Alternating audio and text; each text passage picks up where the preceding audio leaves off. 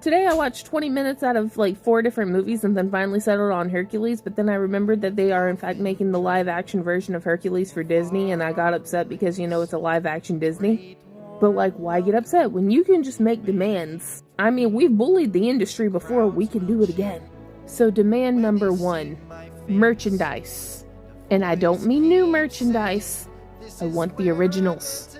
Okay, I had the damn Pegasus plate until 2002, when it overheated in the microwave and finally cracked. I need a replacement.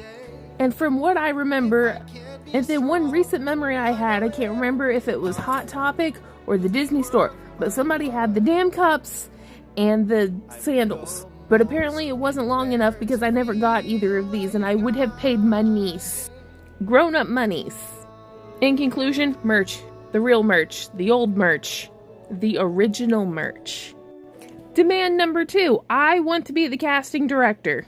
I've already made my list and it's as unhinged as you think. Let's begin. First off, we're keeping Danny DeVito, but we're putting him in the goat costume because this man oozes sex appeal. I'd rather fight the big Cyclops dude than recast Danny DeVito. Likewise with James Woods. And as long as we keep him supplied with Werther's originals, he'd probably work for free. Now, Hercules himself, I could only come down to 3 options. And all for very different reasons. Now, the problem is, Hercules is supposed to be 18, but I didn't like anybody under the age of 30 here.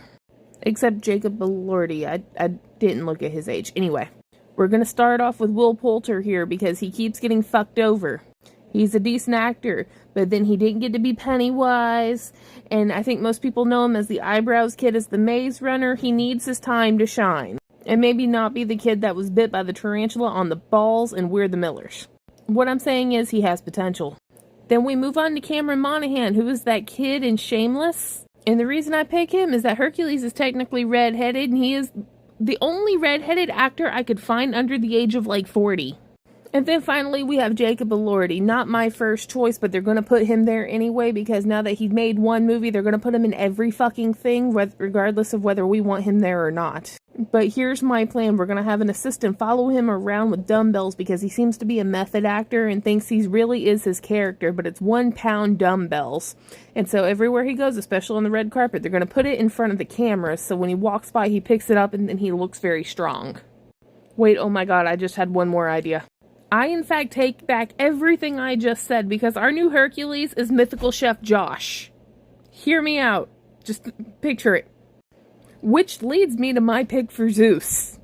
Here's the thing, it came down to Jeff Bridges, Kurt Russell, and Rhett. And all of them are still contenders, because I think Rip Torn might be dead, but Rhett was my number 1 winner right behind Jeff Bridges, and then finally Kurt Russell.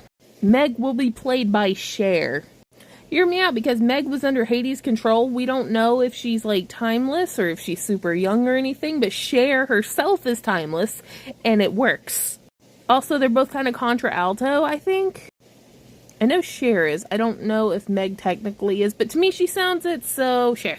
If there's a price for right and judgment. Pain and Panic are going to be Pete Davidson and Timothée Chalamet.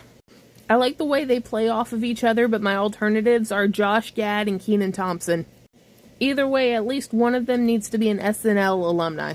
And then finally, one of the Fates will be played by my cat Meow Meow, because he's already in costume. In conclusion, we have to fight for our right for decent-ass movies. Okay, bye. Alrighty, we're back with part 2, but before we begin, I need to make a correction. This guy here, the one I was thinking of, is actually Austin Butler and not Jacob Elordi. I got him mixed up thinking about the wrong Elvis. I do apologize. Now, after some thought, I think I have a cast for the Muses. I had to think long and hard because I wanted voices who kind of like mesh together, or I think would mesh together very well, but I'm not very good at vocal arrangements, so bear with me. I did my best.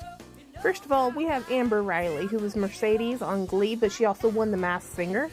And she is an absolute powerhouse. I love her. Moving on. Jennifer Hudson, who was in Dreamgirls. I think she even won an award for Dreamgirls, or she was at least nominated. But either way, she's fantastic. And then we have Tracy Toms, who was Joanne in Rent. And she's done a ton of Broadway. Then controversial opinion, Monica. I like Monica. I don't have to explain myself. And then finally, Beyonce. But I think she needs to be the leader, the one that says, we are the muses, and introduces them.